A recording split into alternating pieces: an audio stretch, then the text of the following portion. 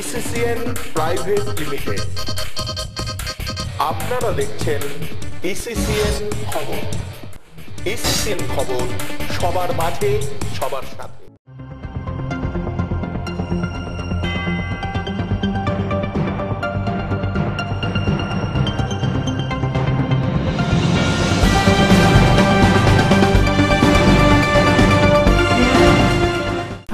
নমস্কার, ইসিসিএন খবরে আপনাদের স্বাগত। আপনাদের সাথে আমি অঙ্কিতা। শুরুতেই হেডলাইন্স।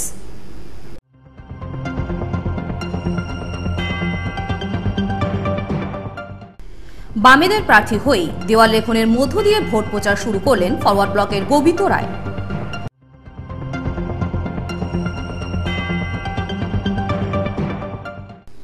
দিনহাটার প্যাটলায় তৃণমূলের কর্মী সভা অনুষ্ঠিত হল।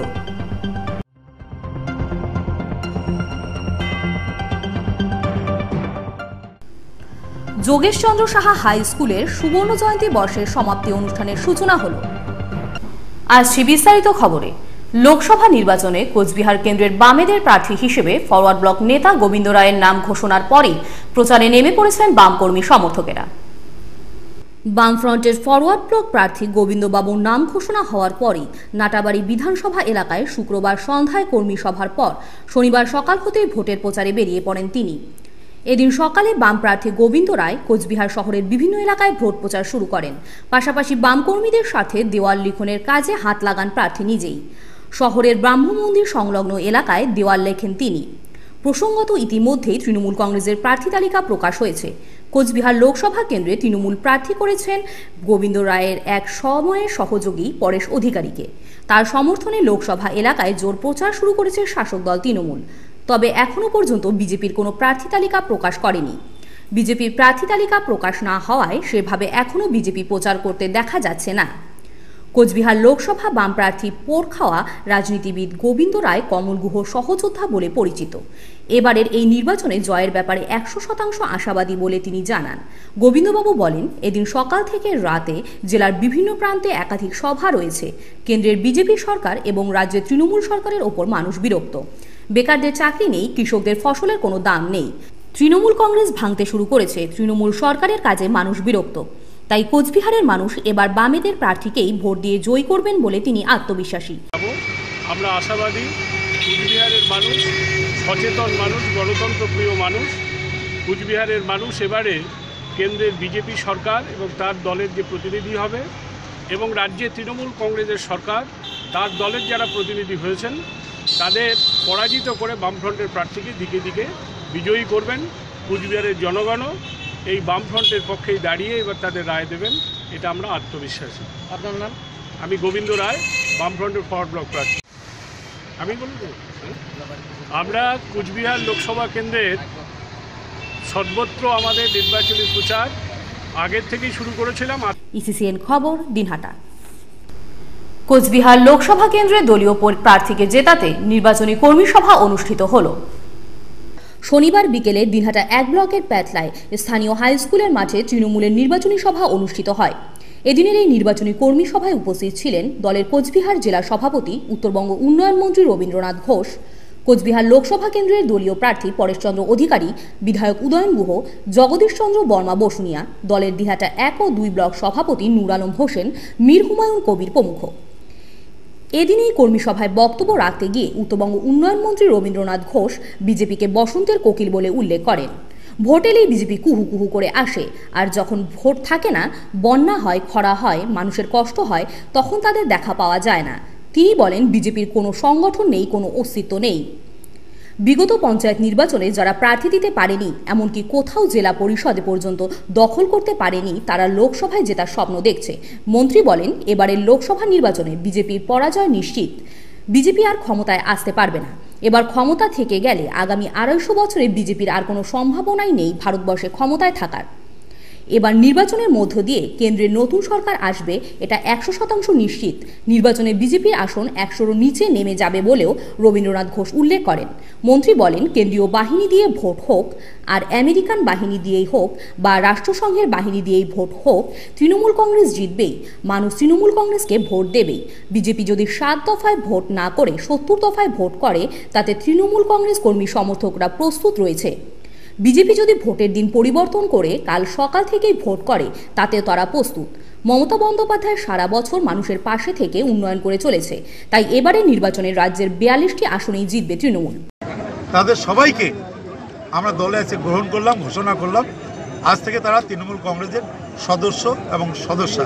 আর একটা কথা বলতেই হয়, নির্বাচন ঘোষণার 48 ঘন্টার মধ্যে তৃণমূল কংগ্রেসের সভানেত্রী মমতা ব্যানার্জি তার 42টা সিটের 42টা প্রার্থীর নাম ঘোষণা করে দিয়েছে। সারা রাজ্যে প্রচারে নেমেছে তৃণমূল কংগ্রেস বুথ স্তর পর্যন্ত। কোথায় বিজেপি? বিজেপির তো কোনো অস্তিত্ব নাই, বিজেপির কোনো সংগঠন নাই।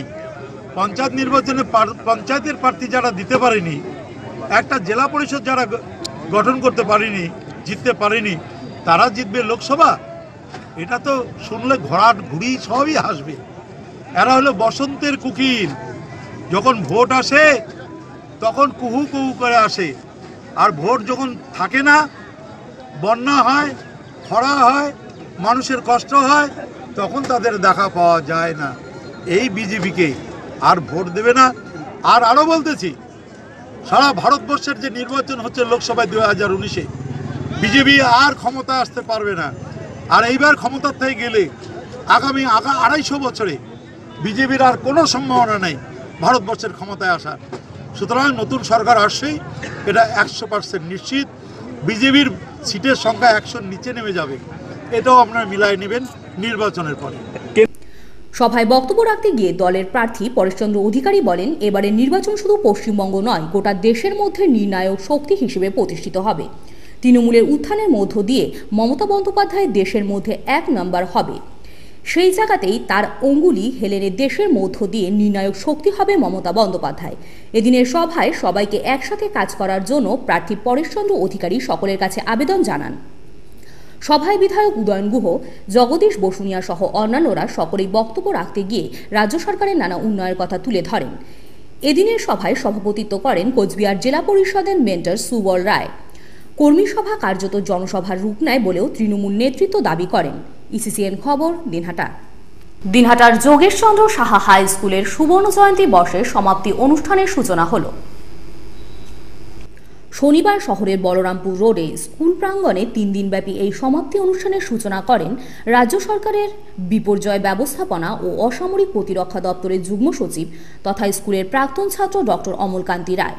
সমাপ্তি লগ্নের এই উদ্বোধনী অনুষ্ঠানের উপস্থিত ছিলেন স্থানীয় প্রাথমিক স্কুলের প্রাক্তন শিক্ষক, উত্তরবঙ্গ চারুকলা সোসাইটির উপদেষ্টা প্রবীণ চিত্রশিল্পী গোবিন্দচন্দ্র সাহা, দিনহাটা মহকুমা হাসপাতালের চিকিৎসক উজ্জ্বল আচার্য, স্কুলের প্রধান শিক্ষক সুরজ সাহা, পরিচালন সমিতির সভাপতি সুশান্ত কুণ্ডু, স্কুলের সুবর্ণ জয়ন্তী বর্ষ উদযাপন কমিটির সহ সভাপতি বিকাশ মণ্ডল, পল্লব কুমার সাহা, প্রশান্ত সাহা, অনন্ত মহান পণ্ডিত, ধর্মেন্দ্র সিং, রমেন সাহা প্রমুখ। প্রদীপ প্রজ্বলনের মধ্য দিয়ে স্কুলের সুবর্ণ জয়ন্তী বর্ষ 2য় পর্বের অনুষ্ঠানের সূচনার পর বক্তব্য রাখতে গিয়ে স্কুলের প্রাক্তন ছাত্র রাজ্য সরকারের বিপর্যয় ব্যবস্থাপনা ও অসামরিক প্রতিরক্ষা দপ্তরের যুগ্ম সচিব অমলকান্তি রায় স্কুলের ভূমিকার কথা তুলে ধরেন। ছাত্রছাত্রীদের উদ্দেশ্যে তিনি বলেন, শিক্ষার কোনো বিকল্প নেই, পড়াশোনার মধ্য দিয়েই জীবনে প্রতিষ্ঠিত হওয়া সম্ভব। পাশাপাশি তিনি বলেন, একদিন তিনি এই স্কুলের ছাত্র ছিলেন। দিনহাটায় এই স্কুল থেকেই তিনি পড়াশুনো করে আজ রাজ্য সরকারের অসামরিক প্রতিরক্ষা দপ্তর ও বিপর্যয় ব্যবস্থাপনা দপ্তরের যুগ্ম সচিব পদে কর্মরত। প্রাক্তন এই ছাত্র রাজ্য সরকারের বিপর্যয় ব্যবস্থাপনা দপ্তরের যুগ্ম সচিব ছাত্রছাত্রীদের আরও বেশি করে উদ্বুদ্ধ করার পাশাপাশি শিক্ষকদের আরও বেশি করে পড়াশোনার কথা বলেন। এদিনের অনুষ্ঠানে স্বাগত ভাষণ দেন স্কুলের প্রধান শিক্ষক সুরজ সাহা। 3 দিনব্যাপী অনুষ্ঠান চলবে 18ই মার্চ পর্যন্ত বলেও স্কুল সূত্রে জানা গেছে। এদিনের উদ্বোধনী অনুষ্ঠানে স্কুলের প্রাক্তন ও বর্তমান ছাত্রছাত্রীদের পাশাপাশি স্থানীয় এলাকার বাসিন্দাদের উপস্থিতি ছিল যথেষ্ট। ইসিসিএন খবর, দিনহাটা। এখন বিরতি, ফিরে আসছে বিরতির পর আরো খবর নিয়ে। আপনারা দেখতে থাকুন ইসিসিএন খবর। ফিরে এলাম বিরতির পর। দিনহাটা শহরের 7 নং ওয়ার্ডে কর্মী সভা করল তৃণমূল। শুক্রবার সন্ধ্যায় এই কর্মী সভা অনুষ্ঠিত হয়। এদিনই কর্মী সভায় উপস্থিত ছিলেন বিধায়ক উদয়ন গুহ, দিনহাটার পুরসভার উপপৌর প্রধান শুভময় চক্রবর্তী, দলের জেলা সাধারণ সম্পাদক পার্থনাথ সরকার, দিনহাটা শহরের ব্লকের কার্যকরী সভাপতি বিশুধর পরেশ সাহা প্রমুখ। এদিনের এই সভায় দলীয় প্রার্থীকে জয়ী করতে মহিলাদের বাড়ি বাড়ি গিয়ে প্রচারের ওপর গুরুত্ব দেন বিধায়ক উদয়ন গুহ ও অন্যান্যরা। বক্তব্য রাখতে গিয়ে দিনহাটার বিধায়ক তথা তৃণমূল কংগ্রেসের রাজ্য সম্পাদক উদয়ন গুহ বলেন, আসন্ন লোকসভা নির্বাচনে দলীয় প্রার্থী পরেশ অধিকারীকে বিপুল ভোটে জয়যুক্ত করতে হবে। পাশাপাশি তিনি বলেন, বিজেপির সাম্প্রদায়িক দল এ বাংলায় বিজেপিকে ঠাঁই দেওয়া যাবে না। পাশাপাশি তিনি নির্বাচনকে সামনে রেখে দলীয় কর্মী সমর্থকদের ঐক্যবদ্ধভাবে প্রার্থীর সমর্থনে প্রচারাভিযান চালানোর আবেদন জানান। তিনি আশা করেন এবার দলীয় প্রার্থী পরেশ অধিকারী রেকর্ড সংখ্যক ভোটে জয়যুক্ত হবেন। ইসিসিএন খবর, দিনহাটা। ভোটের মুখে দেশি বন্দুক সহ এক যুবককে আটক করল পুলিশ। কোচবিহারের পুন্ডিবাড়ি থানার কারিশাল টাকাগাছ এলাকায় এই যুবকের বাড়ি থেকে বন্দুক সহ তাকে গ্রেপ্তার করা হয়। পুলিশ সূত্রে জানা গেছে, ধৃত ওই যুবকের নাম জামির আলী। জানা গেছে, ধৃত ওই যুবকের কাছ থেকে একটি দেশি আগ্নেয়াস্ত্র উদ্ধার করেছে পুলিশ। উল্লেখ্য, মাসখানেক আগে থেকেই কোচবিহার পুলিশ বিশেষ অভিযান চালিয়ে জেলার বিভিন্ন জায়গা থেকে বেশ কয়েকটি আগ্নেয়াস্ত্র উদ্ধার করেছে। এদিনও এই যুবককে আটক করে তার কাছ থেকে দেশীয় বন্দুক উদ্ধার করতে সক্ষম হয়েছে পুলিশ। ঘটনা প্রসঙ্গে জেলা পুলিশ সুপার অভিষেক গুপ্তা বলেন, দেশীয় বন্দুক সহ একজনকে আটক করা হয়েছে। ইতিমধ্যে একটি মামলা রুজু হয়েছে, ঘটনার তদন্ত চলছে বলে তিনি জানান। সূত্রে জানা গেছে, কোচবিহার কোতোয়ালি থানার পুলিশ এই ঘটনার তদন্ত শুরু করেছে। কিভাবে ওই যুবকের কাছে বন্দুক এলো সেসব বিষয় খতিয়ে দেখছে পুলিশ। ইসিসিএন খবর, দিনহাটা। ইসিসিএন খবর এখনকার মতো এ পর্যন্তই। আপনারা দেখতে থাকুন ইসিসিএন খবর, সবার মাঝে সবার সাথে।